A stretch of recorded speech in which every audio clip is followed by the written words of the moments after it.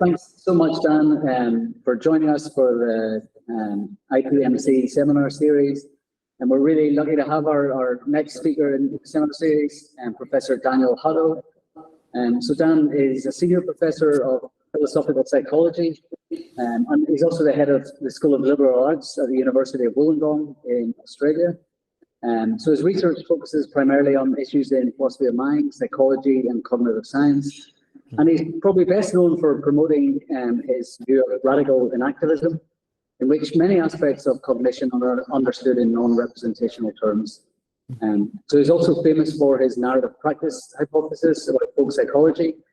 And this claims that engaging with narratives which are understood as public artifacts, it plays a critical role in underpinning distinctively human forms of cognition. So on these topics, Dan has published widely, many articles, and also a number of really well-received books.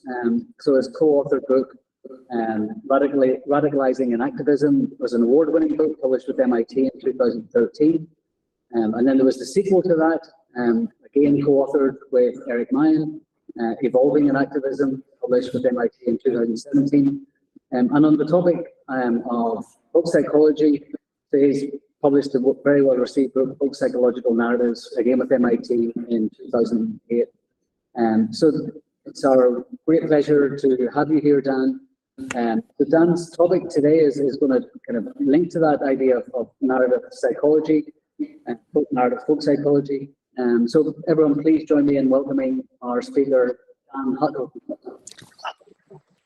Thank you, Chris, for having me. And before I kick off, because I am in Australia, I just want to acknowledge the country that I'm working on, and the Aboriginal and Torres Strait Islanders peoples here in Australia, as well, emerging past and present. Right. And with that, yes, this piece is, in fact, there's a written companion to this that will be appearing in a edited collection on narratives and mental health later this year, I think June, actually a couple of months. And that's been trailing around for a long time, thanks to COVID. So this is the presentation piece to that. So if people want to know more later, or want to follow it up and see the written version, that would follow not too long from now. So what I really do want to look at in this question is, and you'll see why I talk about the fictive stance in a moment. I'm going to lay out a few key claims, then I'm going to give you the structure of the talk, and then I'm going to walk us through its three parts, then I'm going to finish and take questions. So the first thing in the background here is I want to draw attention to the power that narratives have, or at least try to make a case for thinking that narratives do matter to mental health, and that we should give some attention to them. And you'll see after I've said that, not too long away from now, I want to address some skeptics who might think that's not true, not obvious, or indeed questionable hypothesis. Well, what exactly do I mean by it, and how much power do I think narratives have? Well, the core assumption that I want to try and put on the table today is that the way we narrate our lives, and that is to say, how we make sense of who we are and why we do what we do, matters to our mental health and well-being. I can do it obviously in a couple of ways. I think that certain narrative practices can promote mental health, not necessarily that they always do.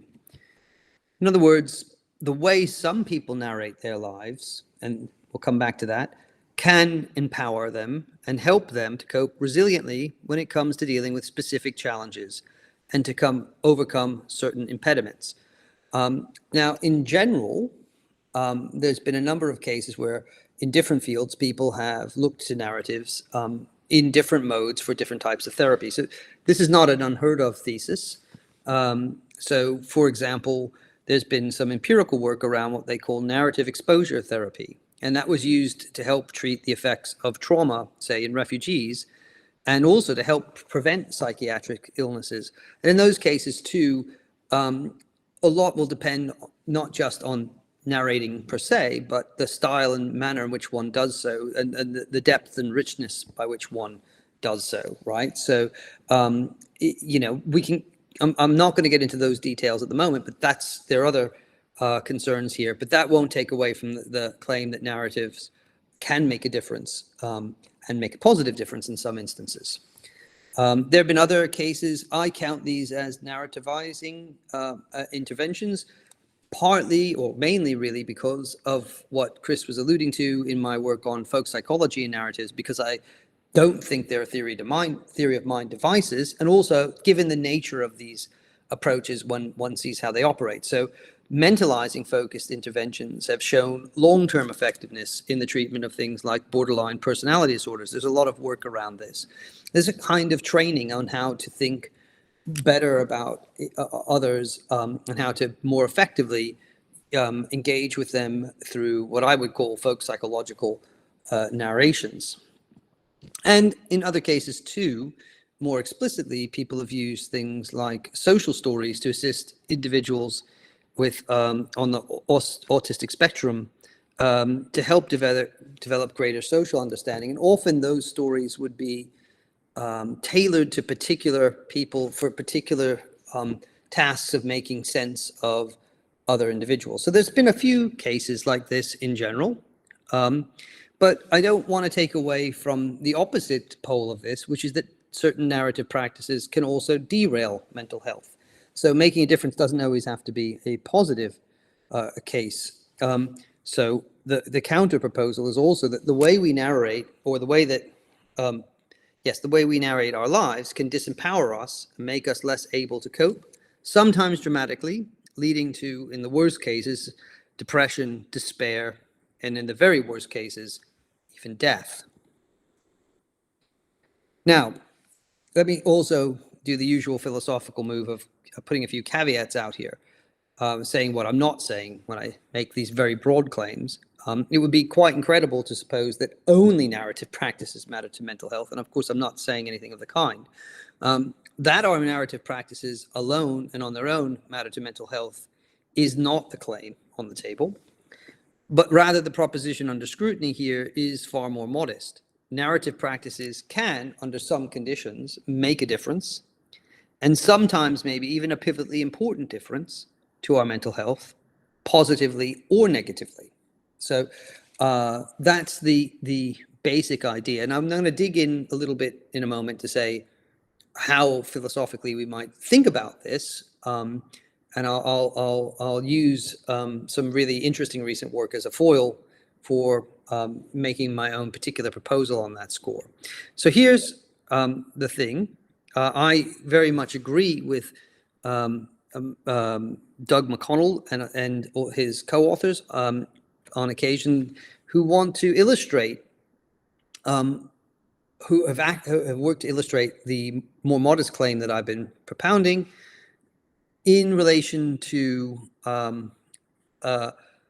addiction itself, right? So they want to show that in addition to many other factors, that influence addiction, quote, the agent's self-narrative also has an influence.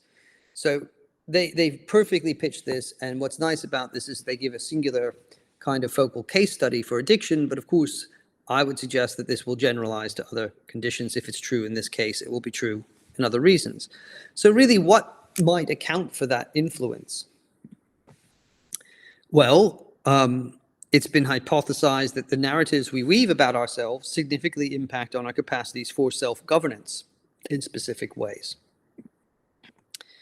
Now, that's the basic setup. I will focus in on some of the claims that McConnell and co-authors have made, because I think they have a broadly very attractive position, but there's some wrinkles in it that I want to pull out and adjust. And so in what follows in this talk in 3 acts, we're going to have this.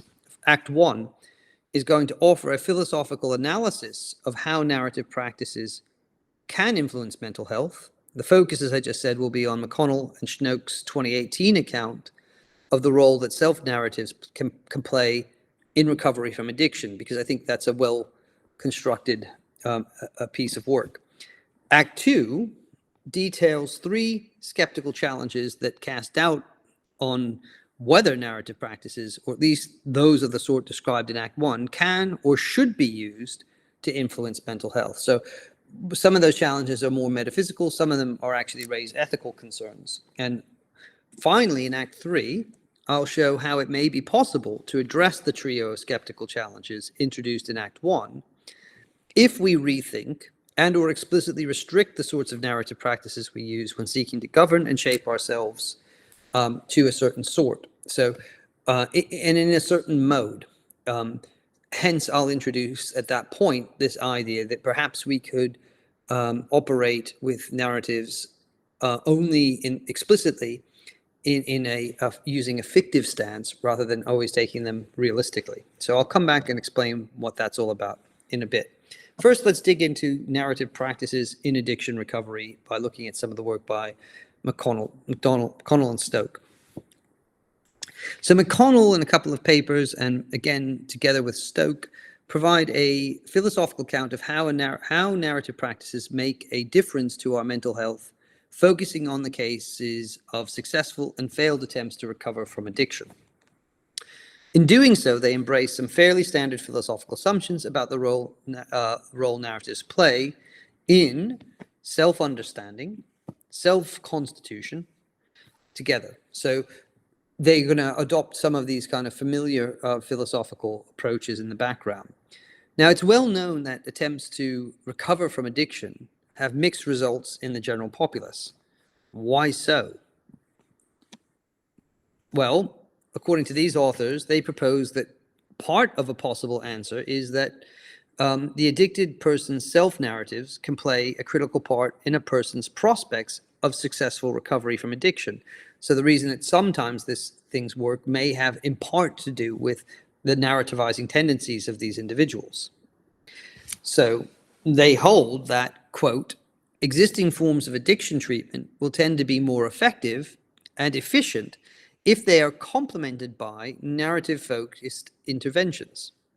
That would be an important claim if it could be established. It would both establish the general claim that I laid out, the general assumption at the beginning, if it were true, but it would also be really interesting to know what those types of narrative practices would be in order to make the right sorts of interventions. And based on the findings of qualitative studies conducted in Sydney, they identified self-narratives as a key factor, which helps explain why certain individuals do better or worse in their addiction recovery efforts. They hypothesized that people who are more successful in their addiction recovery efforts reliably manage conflicts that arise between two kinds of threads in their self-narrative. On the one hand, they're threads that highlight their recovery goals. On the other hand, they're threads that highlight their proneness for continued drug use. Now, these are, of course, narrative threads that we're talking about. So these are the ways that they think and talk about these two things. And this can make a difference, so these authors claim, to the ability to achieve recovery. So according to their proposed explanation, a person's recovery prospects are importantly influenced by that person's ability to accommodate and smooth out conflicts that arise between those two competing threads in their self-narratives. So the more skillful they are at that, the more likely they are to recover. The less skillful, the less likely. And the way they kind of characterize this is they say that what's going on here in this smoothing out process is that we should be aware that there's a sort of sense maximizing thesis or objective that goes on. So the proposed explanation leans on what McConnell's assumption about what drives us to enact certain narratives, as he puts it. Quote, given a certain self-narrative, some futures make more sense than others, and we are inclined to enact our self-narrative so they make sense. They don't make sense, as it were, purely objectively, but they make sense against the backdrop of one's self-narrative, right? So some things seem to better fit the way that we're telling the stories about ourselves, and then we tend to fall in line on this account with those kind of stories. So this is, a sort of direction of fit point. The sense-maximizing thesis, or SMT, predicts that a person will prefer self-narratives that best fit what that person takes to be the pattern of their life. In a mutually reinforcing way, the sense-making thesis also predicts that a person will tend to enact narratives that better fit their dominant self-narrative. So that's probably because that one's been hanging around for longer and has picked up sense-making steam. Accordingly, the sense-making thesis helps, according to these authors, to explain why some people fail to recover from addiction despite their sincere and concerted efforts. So this will happen, for example, if they are, quote, inclined to continue their disavowed drug-using lifestyle because it nevertheless makes the most sense given who they understand themselves to be. So this is where the narratives can be, in some instances at least, provide a tipping point, so they argue. There's another feature that's worth highlighting here, which is the co-authoring constraint on these narratives. So the way I presented that above, you might think of an individual just narrativizing their own lives, but that would be an artifice. So if we think that in ordinary cases, we get that the accounts that we give of ourselves are also intertwined with the accounts that others give, then we come to the co-authoring constraint. So on this proposal or assumption, other people in our lives play a big part in determining which of our self-narratives become the most dominant and established. So the sense-making thesis assumes that determining which self-narratives make the most sense of who we are is not a solo or solitary project, which seems unrealistic. And there are two senses in which we might highlight that co-authoring occurs in these cases. First, we draw on, and this goes back to my earlier work, draw on ambient, co-created and co-sustained sociocultural archetypes and tropes in order to make sense of our lives, actions, and experiences. So we're drawing on things in our surrounding cultures and environments to do that. Second, others play a more direct role in determining which self-narratives we find credible, which ones we find credible, even those about ourselves. This is because we look to others to confirm which narratives they think best and most accurately apply to us. So we can hear if others find it hard to believe the stories we want to tell about ourselves, we'll be disinclined to or find that difficult to sustain those ways of making sense of ourselves in light of that. Co-authoring is at work wherever individuals come to, quote, strongly identify with the aspects of their self-narratives that are consistently verified by others. So McConnell and Schnoke claim. Accordingly, they say, the trouble comes when a person is trying to recover from addiction is under the continual influence of others who push the person to conservatively identify with established, though disavowed, self-narratives about themselves. And a further thing that we must factor in are, I think this is quite interesting, I could say more about this in the question and answers, is deeper background beliefs, as we might call them. The addicted person's best chance of success in recovery is to find out more factually credible threads to weave into the dominant threads, thus creating a stronger, new, and preferred overall narrative. However, a person's background beliefs might impede their ability to establish such a new narrative threads, ones that are plausible enough to integrate into a new self-narrative that would aid their recovery. Well, for example, one might hold essentialist beliefs about the fixed and unchanging nature of selves in general. So it's a philosophical belief. And that could lead an addictive individual to wonder how someone of their type, that is to say, someone with an apparently fixed tendencies, could ever really change and recover at all. And if they think this, then that's going to be pretty detrimental to the capacity for them to create narratives in which they have a different prospect for their future. So background beliefs of this stripe might fuel or can fuel debilitating and disempowering negative cycles of self-doubt, or they can be incorporated into this process to help derail the positive narratives. Okay. Now, the crux of McConnell and Snook's explanation of the role that self-narratives play in failed recovery is ultimately put in terms of a conflict of values. They write, quote, no matter how much one explicitly values recovery, one also values the things implicitly represented by the established self-narrative. diachronic agency, self-knowledge, and social inclusion. So on this model, the way that the narratives function is by highlighting these features, or perhaps even just presenting costs to deviating from the preferred narratives of, say, co-authors. And those become trade-offs in this.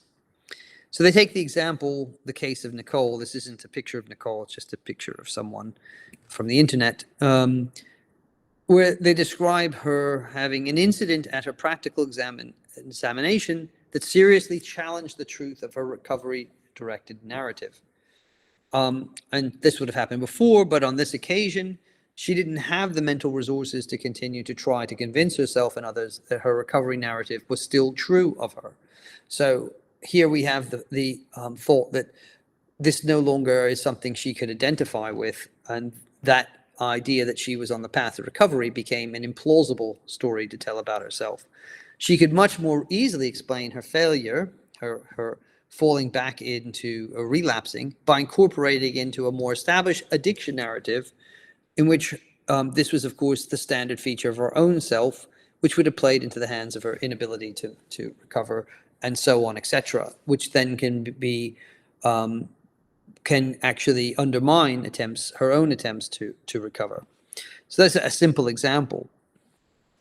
So assuming the sense-making thesis, the only positive way forward for addictive people is to find a reliable means of integrating various conflicting threads in their overall self-narrative. And the prospects of successful integration depend fairly directly on the addicted person's ability to deal with and diffuse the established narrative, which perhaps has kept them in the current state that they're in at the moment. Quote, whether a new narrative thread is ultimately integrated more permanently in the wider self-narrative depends then on successfully enacting it and convincing others of its truth, according to McConnell and Snoke. An addicted individual seeking to change and recover needs, therefore, special narrative strategies and tactics in order to achieve this. They could, for example, going back to the essentialist background beliefs or contrasting with that, include drawing on the classic narrative tropes and archetypes such as the redemption script when telling their stories. So focusing on stories which enable and highlight the capacities for change. So only if old narrative habits and tendencies can be kept in check will the new narrative threads have any chance of being endorsed and enacted. And these larger background narratives can play that part in facilitating this. According to the sense-making thesis proposal, the core processes by which a person becomes persuaded of a new narrative's viability depend on that narrative's responsiveness to the truth. So this is one of the claims I'm going to come to raise some questions about in a short moment. In other words, they claim, quote, it must, quote, stand up to the facts. And that's what we've been talking about to some extent already when we use the language of verification earlier. The self-narrative that makes the most overall sense, they think, carries the day, and it is the one that is accepted and endorsed as capturing the truth about who the person is. Thus, they write, any stable new self-narrative must cohere with the wider set of a person's established narrative threads. Any stable new narrative thread must be intersubjectively verified. So these have to become more plausible or demonstratedly true in some respect in order for them to have a grip. I'll come back and, as I said, and raise some questions about this towards the end. That's why McConnell and Snoke, or that's their way of reading what goes on in narrative therapy. And now narrative therapy was actually an Australian devised therapy, but it holds the possibility that a person might master techniques that will allow them to reauthor their lives and weave a new overall self-narrative with freshly established alethic credentials.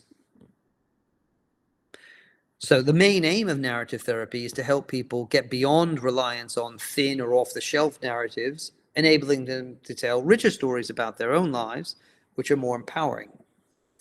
Ideally, narrative therapy restoring results in a nice little turn of phrase, increased response ability, enabling people to become more able to respond. So the idea here is, of course, this isn't all just narratives. This changes people's ability to mobilize their more basic and, I would say, more inactive and embodied capacities and habits and skills. As Michael White, who is the author of that therapy, puts it, quote, as people become more narratively resourced, they find that they have able to them options for action that would not have otherwise been imaginable.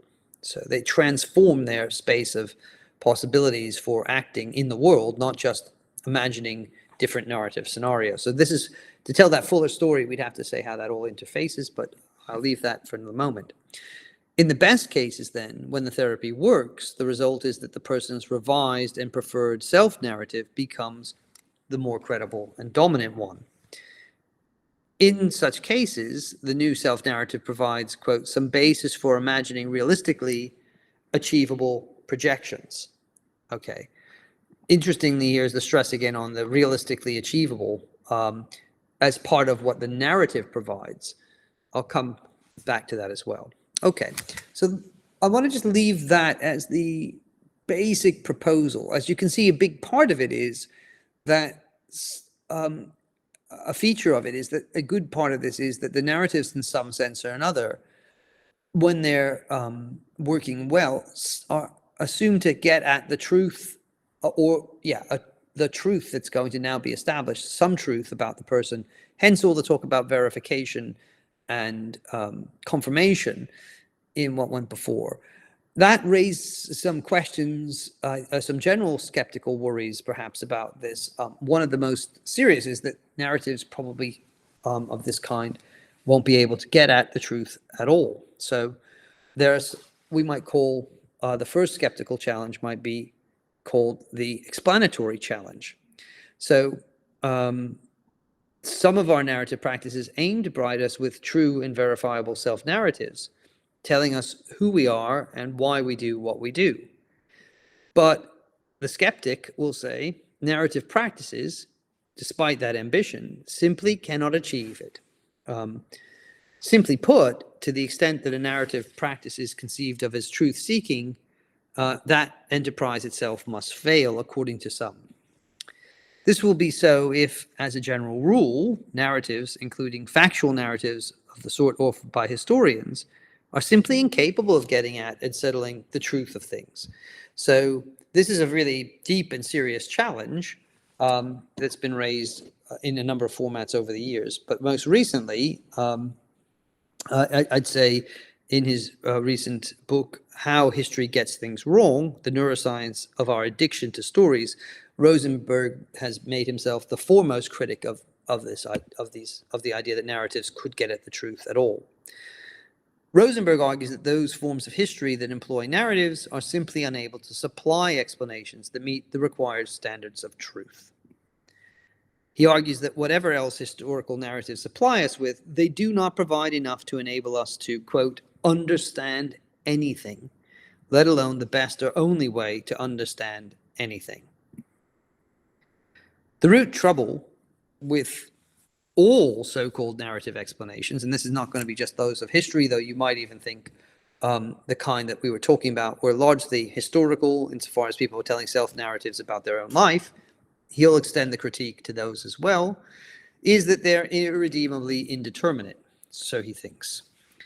That is to say, quote, they fail to identify the real causal factors that drive events. So you can spin a story about what could have happened, you can't actually pin down and choose between rival explanations. And so we really can't get at the truth of what happened by narrative means, if Rosenberg's right. Accordingly, there's no empirically respectable method for choosing between rival narrative possibilities. Hence, there's no scientific basis for deciding once and for all between them. And we've seen this kind of worry elsewhere in folk psychological literature, especially work by Dennett for many years. This is the broad reason why Rosenberg thinks, quote, science isn't not stories, it's theories, laws, models, findings, observations, experiments. And if we want explanations, we need to look to science, not narratives. For Rosenberg, when it comes to evaluating their truth-revealing prospects, the inevitable conclusion he comes to is that, quote, all narratives are wrong, wrong in the same way and for the same reason. His ultimate complaint, universalized, goes like this, quote, the demand of the interpretive disciplines that we account for ideas and artifacts, actions and events in terms of their meanings is part of the insatiable hunger for stories. The best descriptions of reality, he thinks, however, quote, don't come in the form of stories with plots. So if we want real explanations of why you're failing to recover, or we won't even enter into this account to give self-narratives. Quote, our demand for plotted narratives is, he thinks, the greatest obstacle to getting a grip on reality. So if the therapies, in fact, demand narratives that somehow track realistically why we did what we did, and Rosenberg's skeptical conclusion is in play, we might have doubt to think that narratives could ever make any kind of difference at all.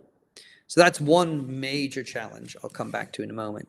Another is the scope challenge, which may be familiar to people who are familiar with the literature on narrative and selfhood.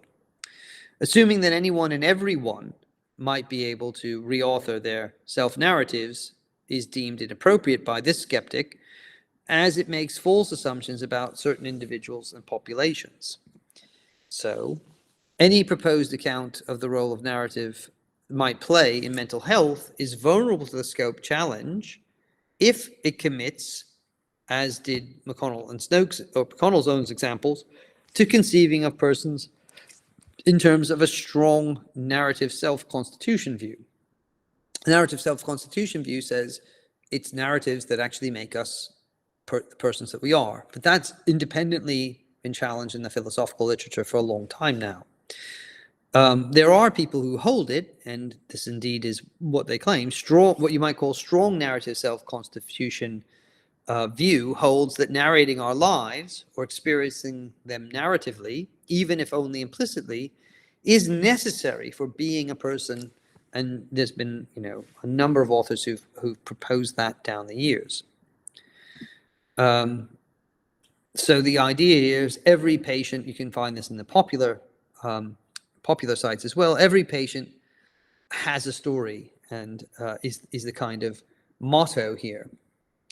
But the skeptic on this front will say that although some people have narrativizing tendencies when thinking about their lives, certainly not all people do. Galen Strawson is the chief skeptic in this regard, at least he's been the most forthright. He argues there exists a range of possibilities for temporal self-experience. Not everyone tends to experience or live or see his life in a storied way. And famously, Strawson says he doesn't, as an existence proof of someone who is presumably both a person and not somebody who narrates his life in this fashion, if we take him at his word. What that would mean is if our account of narration depended on making the strong narrative self-constitution thesis, then it too would be vulnerable to this scope objection or skepticism. And the final skeptical challenge is this one, that reauthoring techniques of narrative therapy risk potentially unethically manipulating people by encouraging them to re-narrate past events in ways that may be actively truth distorting. So the claim is narrative practices that get us to review the past are especially vulnerable to the dangers of these kind of manipulations. So if we're trying to work out what we're really like or why we really did something in the past, the worry is, and we use narratives to revisit those episodes, we're likely to be potentially opening ourselves up to manipulation. Such approaches are those that use guided imagination exercises to prompt clients to revisit significant events from their past with the intent to reauthor them. And now, decades ago, Loftus reported findings which revealed that, quote, many individuals can be led to construct complex, vivid, and detailed false memories via a rather simple procedure, which she calls the process of imagination inflation. A person is, say, for example, asked to imagine childhood experiences that didn't happen to them, And the mere act of imagining the detailed episode increases confidence that it actually occurred. And there have been a lot of studies around this in other contexts too, but just the most famous one, if you mock up a false photograph, in this example, take a real photograph and then mock it up, the father and son outside the house, then the father and son inserted inside a hot air balloon flight, show the false photograph. That can immediately produce both imaginative effects, but also seems to give you some grounds for thinking this event happened. And confabulation helps to do the rest of the work. That's just with photographs. They did a secondary findings, came up, and the title of this paper is already telling, quote, actually a picture is worth less than 45 words. Narrative produce more false memories than photographs do, and they produce them more strongly. So here, all you need to do is get someone to go through this imaginative exercise, even without the mocked up photograph. When you were between 4 to 6 years old, you and your dad went up in a hot air balloon in some, you can assert some exotic location, doesn't matter where. You didn't go far off the ground because the ropes anchoring the balloon were still attached. It was around May, June, a colder season. This is enough to prompt people to fall into the habit of thinking that that event really happened. And this is the worry: if we start to revisit our past using narrative techniques, we might be easily manipulated just by the activity in therapy that makes us think, perhaps I'm not this sort of person, perhaps that didn't happen that way. Okay, so this is the final part. So I want to now consider a possible different story we might want to tell and see if, and just test out its viability. So this is not a knockdown argument. I do give knockdown arguments, or try to give them in other occasions. This one isn't that yet, but I'm actually just exploring the possibility that perhaps the narrative therapy benefits, and perhaps a way to deal with all of these skepticisms in one fell swoop would be to think a little explicitly differently about what the narrative functions are and what the nature of the narrative practices in narrative therapy either are or might be. So I'll say more what that means. So could we perhaps, is the suggestion, update the official story about narrative therapy's aims and methods so as to avoid these trio of skeptical challenges and then take the best bits out for when it comes to thinking about using these to help promote mental health? The recommendation on the table then is this: that narrative therapy could do so and would benefit from officially adopting what Goldie calls the fictive stance. Now, what's that? Within the fictive stance, a narrative is regarded as fictional, but not, quote, in virtue of its content being false, but in virtue of its being narrated or read or heard as part of a practice of a special sort. So we can put in abeyance the questions of truth or falsity wouldn't arise here. What we simply say is we bracket those for the purposes of the practice in question. So I'll explain a little bit more, and then I'll apply this thought. When we adopt the fictive stance, or we do adopt the fictive stance when we treat what is purported to occur in a narrative non-factually. So, example, when we treat it as make-believe, as we do when pretending or entertaining a possibility within certain storytelling practices. Philosophers take a special interest, as we probably know, in the question of how to make sense of the truths within such fictions. So, for example, the truth that Holmes and Watson had a certain type of breakfast on a train on a certain day in a certain story, or, you know, whether it was in fact Frodo or who threw the one ring into the fires of doom, or whether in fact, as the story tells us, it was in fact Gollum snatching the finger from the ring from him by biting off his finger that did so. For our purposes, the question is, putting that aside, those thorny issues about how to understand truth in those contexts, I want to focus on a slightly different point, which is, can we explicitly adopt the fictive stance in successful therapeutic narrative practices? Can we frame our therapeutic storytelling activities so that the question of factual truth or falsity of the narratives in question is bracketed and doesn't arise? And if that's the case, I think we can avoid most of the issues mentioned above. I think there are actually special advantages of thinking of narrative practices that confer therapeutic benefit as operating in an explicitly fictive mode. And that, I think, ties in with other forms of therapy, such as solution-focused therapies. So narrative therapy, I think, might benefit from endorsing the fictive stance and thus taking a leaf out of the solution-focused brief therapy playbook. What is that playbook, and what do I think is going on there? Well, a key device in solution-focused brief therapy is that it asks clients to imagine a future in which their problem, whatever it may be, has miraculously dissolved. So it doesn't ask how that happened, it just asks to imagine a future where that problem is no longer a problem. And then it asks them to describe in increasing detail what would be different for them and about them in that imagined future scenario. So solution-focused brief therapy, quote, spends very little time or even no time on the origins or the natures of the problem. Doesn't try to tell you what was the real source of the problem or even give you an account of how to fix it. It tries to get you to mobilize resources around thinking about this imagined future state, which can, of course, alter your possibility of even getting nearer to it. So the key to this, something that picks up something that George Graham once said, rather than using, quote, talking cures to define and establish a truth-based self-narrative, therapists could seek to, quote, reverse the polarity, quote, focusing instead on, quote, constructing a future trajectory rather than achieving past accuracy. So we might be looking towards thinking what kind of person one might be rather than establishing what kind of person one was or is in order to get to that endpoint. It proves, I think, feasible to adopt the fictive stance in narrative practices aimed at promoting mental health. Then no question would arise about the accuracy of the imagined scenarios deployed in our efforts at self-reshaping. So here we don't need to then necessarily fall into all the previous concerns about whether this is in fact an accepted narrative. And even if others involved in therapy, co-authors, for example, came to see it as functioning in this way, that might reconceive what they're doing in their co-authoring efforts.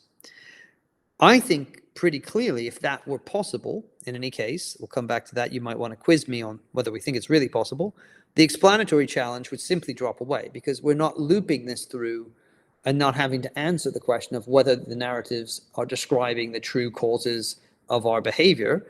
And the manipulation challenge would drop away too, because it would be explicitly fictive. We don't have to start out with the idea that we're trying to discern the truth of these events, and we can bracket those questions even when we engage in the therapeutic work.